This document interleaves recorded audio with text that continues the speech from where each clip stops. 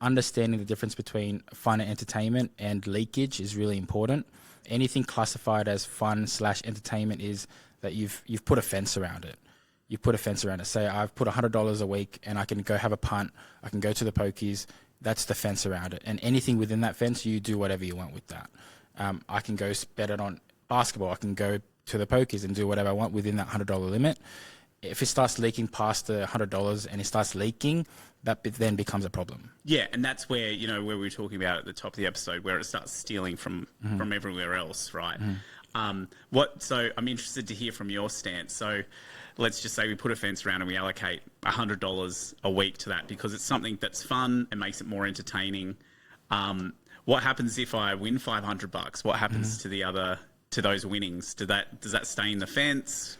No. What's your approach with that? So my approach with that is if you do manage to win and people do win and of course they might win big, they might win a little bit. If you do have some sort of winnings, my suggestion is put that towards, as we mentioned in our other episodes, other priorities that you have as extra funds. If you've put $100 in that week and you won $500, put that $500 into something that you prioritize in your life and pay that off and put that down.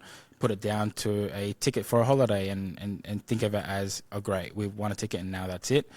Where it becomes a problem is that people might feel that they can win that $500 every single week and that then becomes a problem. And if you feel like you're chasing, that's when the issue has started. Yeah, and that's when you can feel it sort of pulling away from you. That's where you need to sort of reel it back. I mean, I like to see the casino or gambling or anything gambling in general as like a big time zone for adults.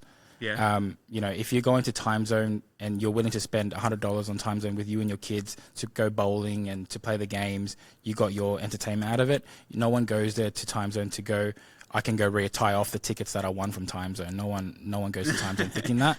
Yeah. So if you find yourself going to a casino, finding yourself thinking, I can go retire after this night, then you shouldn't be in there. I think very rarely, I think to the times where I've gone to those arcades with my kids, and very rarely am I sitting there going, the PS5 or whatever that's there, I can't wait to get as many tickets so that I can buy that. It's just, let's get the entertainment value out of it. Whatever comes and whatever crappy things that they swap for the tickets at the end, well, that's just a bonus. And I think that's what you're saying, right? Yeah. If the gambling is the entertainment, the winnings are the bonus.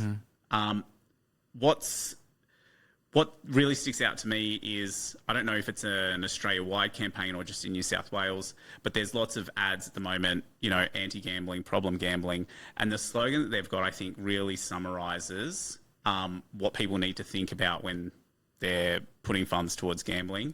They say, you win some, you lose more. At the end of the day, these are businesses. It's rigged against you so that they can extract as much money as possible out of it. You look at Vegas overseas, there was a whole place that they built in the desert that never existed, which was built off people's losses, not off their wins. Yep. And so I think as long as you can approach it with that and keep that in mind, then it's something that we can allocate for when you're putting those plans together in terms of where you spend your money.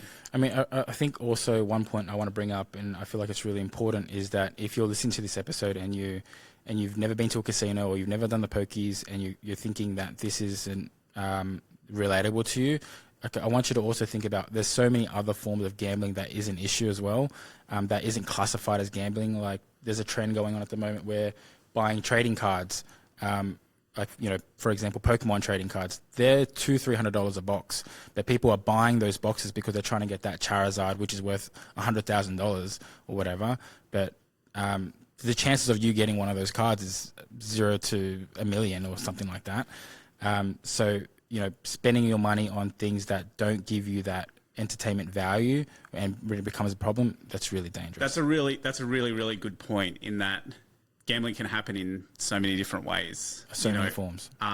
In Australia, you look at, the Melbourne Cup and all of the people going into, the draws for that and the sweeps around the office.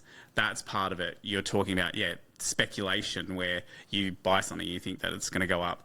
Even to a degree, investing in certain, hot stocks or crypto, the next crypto coin or something like that, there certainly is a line between investing and gambling as well. And it's something that you just need to be careful and conscious of, and detach yourself from the outcome, I think is really what we're saying. Sure. I mean, there's websites online where you can buy a mystery box and you spend $200 and you might get an iPad, or you might get $100 worth of random goods that you don't need. I've seen those online. Yeah. Even the Amazon returned goods, Yeah. and they just chuck them all in a box because it's too expensive, or they can't be bothered looking at them or reallocating them. And so, to a degree, it's like That is gambling, to a degree, yeah. Totally agree with you.